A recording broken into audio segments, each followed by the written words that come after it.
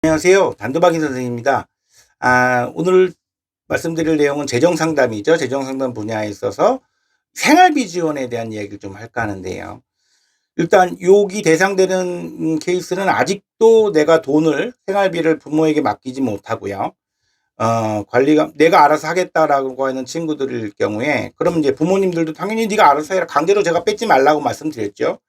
그런데 그렇게 하다가 인제 뭐 한 달 기준으로 말씀드리자면 한 달이 아직 안 됐는데 월급을 받아서 그걸로 알아서 생활하는 거고 도박빚 안 갚아 줍니다. 그렇게 지내는데 갑자기 "엄마 나 5천 원만." 뭐 "엄마 나 만 원만." "어머니 저 머리 자르는데 15,000원만." 갑자기 뭐 교통카드를 충전해야 된다 10,000원만. 요런 내용들의 어떤 도움을 요청하는 아들들이 있어요. 자, 물론 그 돈이 도박 자금이 아니라는 거 뭐 사실입니다. 그럴 수 있습니다. 그런데 그래서 그거를 아무 생각 없이 주는 분들이 계세요. 자, 되게 또 어떻게 보면은요, 짠하죠, 내용들이.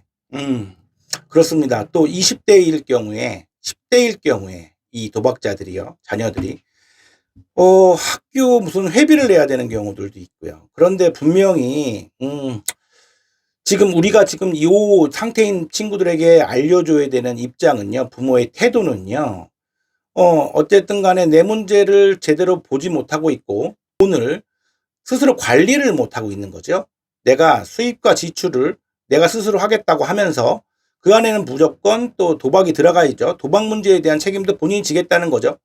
그렇기 때문에 잔소리하지 않고 있는 그대로를 봐주는 건데 특히나 이제 도박을 하지 않는 경우들도 대부분 많습니다. 그런데 이분들이 또 단점이 뭐냐면요. 도박만 안 하는 것이 아니라 내 생활비를 제대로 쓰지 못하는 친구들이 많아요. 충동적으로 술값이나 쇼핑이나 또는 돈 쓰는 것에 대해서 대부분 이제 과거의 대리변제나 이런 부분들에 익숙하다 보니까 지출 부분에 있어서의 충동적인 지출이 상당히 많고 그런 플러스 마이너스가 아직 이게 잘 되지가 않습니다. 그런데 인제 이렇게 상담도 받고 모임도 나오고 계시지만 그런 어떤 안타까운 부탁들, 간절한 부탁들, 누가 봐도 도와줘야 될 것 같은 내용들이 도움이 들어올 땐 아무 생각 없이 도와주시는 분도 계시고요. 한 번쯤 고민을 하고 도와주시는 분도 계시고 심지어는 저한테 "이거 어떻게 해야 되죠 선생님?"이라고 도움을 청하는 분도 있고 상담 중에 이런 전화가 오는 경우도 상당히 많습니다. 네. 그럼 직접 받고 받으시라고 제가 말씀드리죠.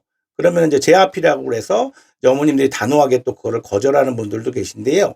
이게 고 장면만 잘라 보면 되게 무심한 엄마, 부모의 역할일 것 같고 아들을 자극하는 그런 어떤 뭐 못된 부모같이 느껴지실 수도 있고 아직도 그런 생각을 갖고 계시는 분들이 계신다면 공동 의존입니다, 그 역시도요. 우리가 큰 그림을 그려야 되는 거죠.